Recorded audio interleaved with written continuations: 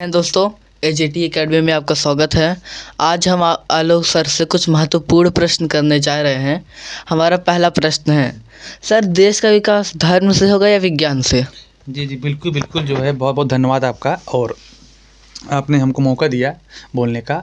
और आज हम जो है इस पर बहुत बेहतरीन तरीके से जो है आज चर्चा करेंगे। तो आपका जो पहला प्रश्न है वो क्या है कि क्या है? देश का विकास सर धर्म से होगा या विज्ञान से? हाँ, तो जो आपका जो प्रश्न है कि देश का यानी कि राष्ट्र का विकास धर्म से होगा या कि विज्ञान से? देखिए, अगर मैं अगर चर्चा करूं तो जो राष्ट्र है, राष्ट्र का विकास, देखिए धर्म जो होता है, धर्म कोई गंदी चीज़ नहीं है। धर्म जो होता है, अगर उसको हम सार्थक रूप में लें, अगर देख धर्म कुमारी गोली, अगर कोई भी चीज़ है, अगर उसको हम सूझबूझ के अगर काम लें, धर्म जो है, धर्म कोई गंदी चीज़ नहीं है। अगर हम स्वामी विवेकानंद की बात करते हैं, स्वामी विवेकानंद विश्व स्तर पर अमेरिका जैसे देश पर राष्ट्र की जो चर्चा कर रहे हैं, जो राष्ट्र, जो भारत की जो बात कर रहे हैं, वह धर्म से ही कर रहे हैं। तो अगर देखा जाए तो धर्म से भी राष्ट्र का विकास हो रहा है। लेकिन केवल धर्म से राष्ट्र का विकास होगा, ये कहीं ना कहीं गलत है। और मैं बहुत धार्मिक व्यक्ति हूँ नहीं। और विज्ञान, अगर मैं विज्ञान पर आता हूँ तो विज्ञान क्या है? तर्क ही तो विज्ञान है। अगर हम हर चीज़ में तर्क कर पा रहे हैं तो कहीं न कहीं वही तो विज्ञान है। अगर देखिए, लेकिन देखिए आज आधुनिक समय में क्या हो रहा है कि जो तर्क है, कहीं न कहीं जो धर्म है, धर्म राजनीतिक पार्टियों द्वारा तर्क को मारा जा रहा है। जो राजनीतिक पार्टियां हैं, इस प्रकार जो है मनुष्य के तर्क को मार रही हैं, इस प्रकार वो अंधभक्त की ओर की राजनीति कर रही हैं, अंधभक्त बने जा रहे हैं। इस पर मेरा यह मानना है कि जो राष्ट्र का विकास होगा वह धर्म से भी हो सकता है, लेकिन मार्ग क्या होना चाहिए ये हमें आपको तय करना है कि वह मार्ग कौन सा हम यूज कर रहे हैं। क्या हम धर्म को केवल ढकोसलाबाजी कर रहे हैं? क्या हम धर्म का एक सार्थक रूप प्रयोग कर पा रहे हैं या फिर नहीं? तो साफ मामला यही है कि राष्ट्र का विकास धर्म से हो सकता है, और विज्ञान मतलब तर्क। तो बात क्लियर है जी। बिल्कुल बिल्कुल। हमारा दूसरा प्रश्न है, जी जी बताइए। आपका डॉक्टर भीमराव अंबेडकर के बारे में क्या विचार है? बिल्कुल बिल्कुल जी, आपने आज बहुत बेहतरीन प्रश्न आपने किया कि डॉक्टर अंबेडकर। देखिए आज हाँ, बिल्कुल बिल्कुल बिल्कुल, जो है आज हम जो आप देख रहे हैं कि आज यही जो भारत है, डॉक्टर भीमराव अंबेडकर को एक दलित का नेता ही मान रहा है।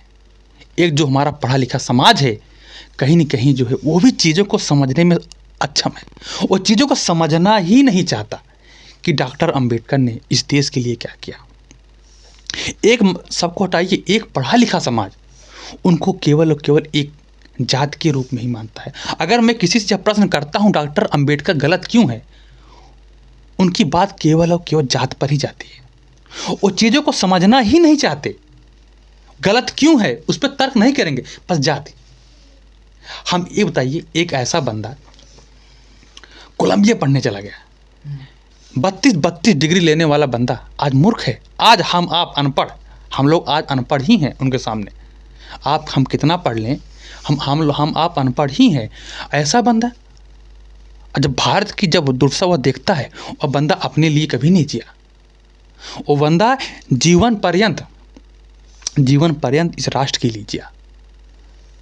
जिस बंदे को पानी नहीं पीने दिया, बात सोचने वाली बात है। आज तो हमको कूलर पंखा एसी मिल रहा है, हम आप बढ़िया से मौज कर रहे हैं, तब पर भी आप पढ़ नहीं पा रहे हैं, डिप्रेशन के शिकार हैं।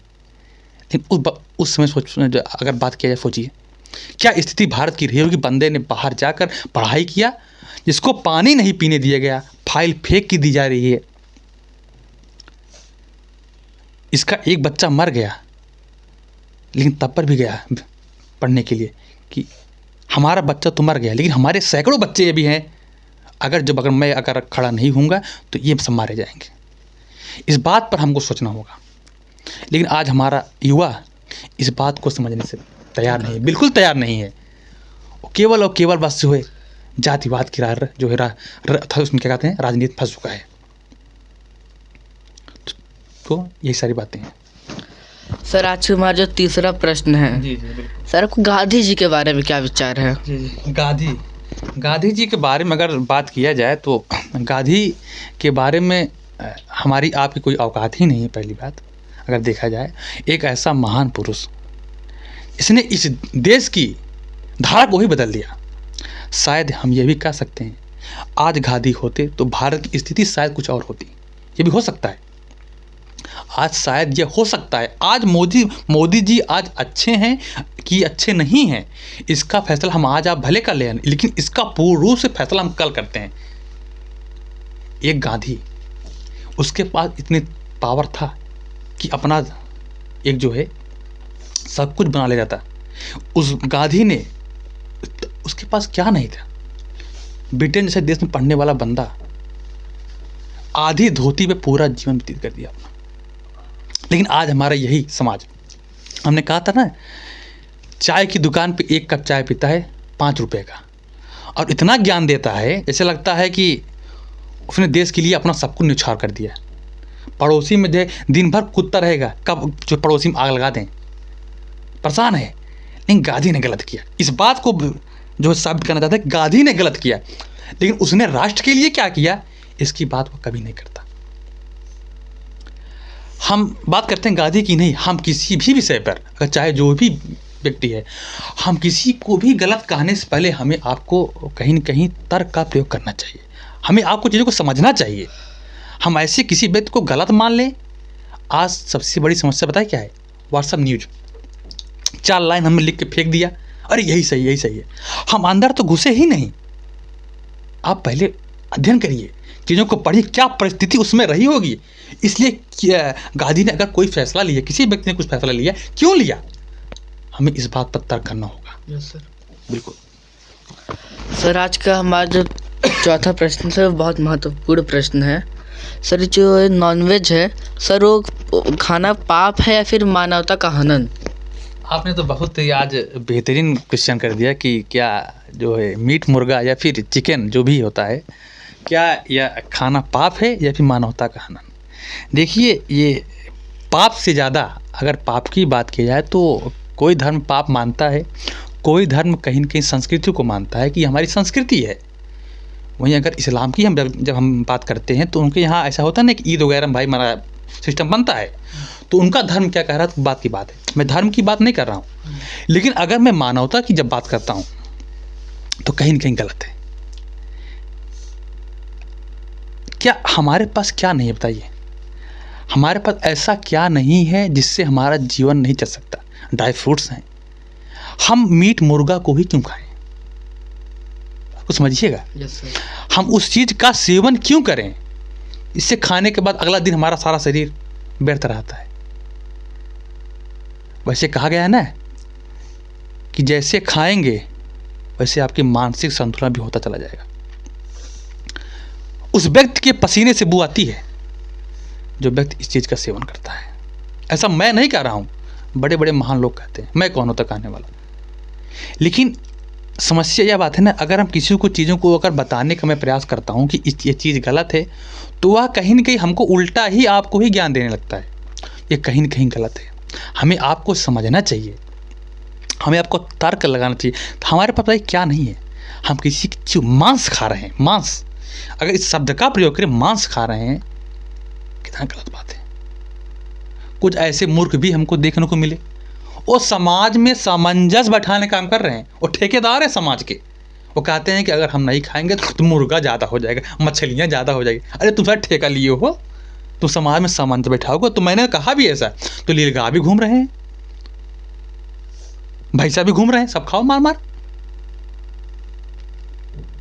देखिए, समाज में जो विचारधाराएं हैं, बहुत सारी विचारधाराएं हैं, हमें आपको समझना पड़ेगा, हमें आपको तर्क करना पड़ेगा। और आज यूँ देखिए, एक प्रेमानंद जी हैं, महाराज जी, वो कितनी बड़ी बड़ी बात करते हैं, कितने बेहतरीन बात करते हैं। हमें आपको अध्यात्म, अगर देखिए धर्म कोई गलत नहीं, जो शिक्षा दीक्षा हमको दे रहे हैं, हमको वो मानवता की बात करते हैं। देखिए, मैं कोई बहुत धार्मिक व्यक्ति हूँ नहीं, लेकिन जो मानवता की बात करता है मैं उसका जो है समर्थन करता हूँ। बिल्कुल बिल्कुल। सर, आज का हमारा अगला प्रश्न है, सर मनुस्मृति के बारे में आपका क्या विचार है? मनुस्मृति के बारे में बिल्कुल बिल्कुल देखिए, मनुस्मृति अगर देखा जाए तो ये कहीं न कहीं एक हिंदू धर्म का एक प्राचीन ग्रंथ है, या फिर देखिए अगर प्राचीन लोग का यही मानना है कि यह प्राचीन ग्रंथ है, लेकिन अगर देखा जाए तो कहीं न कहीं एक कानून की किताब थी। जो मनुस्मृति है कहीं न कहीं एक कानून की किताब थी कि जो है मानव, देखिए इसमें कहीं न कहीं देखा ब्राह्मण, क्षत्रिय, वैश्य, शूद्र 3 वर्णों की बात की जा रही है। जहाँ तक अभी हमने अध्ययन किया, जहाँ तक चीज़ों को समझ पाया, तो मनुस्मृति केवल और केवल ब्राह्मणों की बात करता है। भारत पर राज होगा तो ब्राह्मणों का होगा, शिक्षा अधिकार ब्राह्मणों का होगा। यह वर्ण व्यवस्था को किसने दिया? वर्ण व्यवस्था की बात मनुस्मृति तो कर रहा है। शूद्र का काम केवल सेवा करना, यहाँ तक मनुस्मृति कहता है कि अगर किसी व्यक्ति का जन्म ब्राह्मण कुल में हो रहा है तो उसका जो नाम होगा ज्ञान से होगा। पहला शब्द ज्ञान से जुड़ा हुआ, एक बहुत वैज्ञानिक व्यक्ति होना चाहिए। क्षत्रिय होगा तो ताकत से होना चाहिए। एक शूद्र, आप जन्म से कैसे तय कर सकते हैं? यह केवल सेवा ही करेगा, तो क्या इससे देश का विकास होता है? अब देखिए डॉक्टर अंबेडकर ने इसीलिए तो उसको जला दिया। हर वह उस व्यक्ति का कहीं न कहीं, हर वह व्यक्ति जो है को इस मनुस्मृति को जलाना चाहिए जो मानव है। मैं समाज में आज लोगों से मिलता हूँ, वो मनुस्मृति का कट्टर समर्थन करते हैं, लेकिन जो ग्रंथ, जो पुस्तक मानव के अधिकारों का हनन करता है, मानव को मानव होने का अधिकार से छीनता है, मैं उस ग्रंथ, उस पुस्तक को नहीं मानता। समझ में मेरे? तो मनुस्मृति क्या है, हमने अभी बहुत गहराई में तो अध्ययन नहीं किया है। मैं ऐसा भी नहीं मानता मैं बहुत बड़ा विद्वान हूँ, कुछ गलत हो सकता है, सही हो सकता है, लेकिन जहाँ तक मैंने पढ़ा, ये एक शूद्र अगर ग्रंथ को पढ़ ले रहा है, सुन ले रहा है, उसके कान में आप शीशा गला कर डाल दे रहे हैं, सरिये डाल दे रहे हैं, ये कहाँ का न्याय है? कहीं न कहीं ये मानव का हनन ही तो था। वही हमने देखा ना, तिलक जी क्या बोल रहे हैं, ईश्वर अगर छूत को मानता है, मैं उस ईश्वर को नहीं मानता। तिलक जी यही बोल रहे हैं, अगर ईश्वर छूत को मानता है तो मैं उस ईश्वर को नहीं मानता। तो ये ग्रंथ कहीं न कहीं मानव के अधिकारों का हनन कर रहा था, तो इसीलिए कहीं न कहीं अम्बेडकर जी ने उसको जलाया। सर हमारा अगला और अंतिम प्रश्न है सर, भारत में शिक्षा व्यवस्था के बारे में। देखिए आज की जो शिक्षा व्यवस्था है वह अगर हम एक लाइन में कहना चाहें तो एक लाइन हम यही कहेंगे कि ये शिक्षा जो व्यवस्था है ये केवल शिक्षित बेरोजगार बनाने का काम कर रहा है। शिक्षित तो हैं लेकिन बेरोजगार हैं। कहीं न कहीं जो शिक्षा व्यवस्था में जो बदलाव होना चाहिए वह प्रारंभिक काल से ही कहीं न कहीं व्यक्ति के अंदर जो कौशल हैं, व्यक्ति के अंदर जो गुण हैं, कहीं न कहीं हमको उस कौशल को निखारना चाहिए। शिक्षा व्यवस्था इस पर बात करनी चाहिए। अगर देखिए व्यक्ति के अंदर जो भी कौशल है, हर संस्थान में आज BA BSc BCom करके बच्चे घूम रहे हैं, 20,000 रुपये की नौकरी नहीं कर पा रहे हैं। ये कहीं न कहीं भारत की एक दुर्दशा ही तो है। ये पढ़ा लिखा समाज बेरोजगार समाज बनकर रह गया है। होमगार्ड की भर्ती आ रही, सब टूट पड़े हैं, होमगार्ड बनेंगे, 15,000 रुपये लिखिए। सोचिए क्या स्थिति है भारत की। क्या हमारे यहाँ किसी के पास स्किल की कमी है? लेकिन कहीं न कहीं ये हमारा जो शिक्षा व्यवस्था है उस स्किल को कहीं न कहीं दबा देता है। 3 साल बच्चा अपना जो है एक बहुत बेहतरीन जो कार्यकाल होता है 12 के बाद, केवल BA BSc में जो है अपना समय खपा दे रहा है। यही समय अगर अपना वह कौशल में बिताए तो क्या होगा? बस समझ रहे हैं। ठीक है, अब मिलते हैं आपके अगले वीडियो में, तब तक के लिए जय हिंद।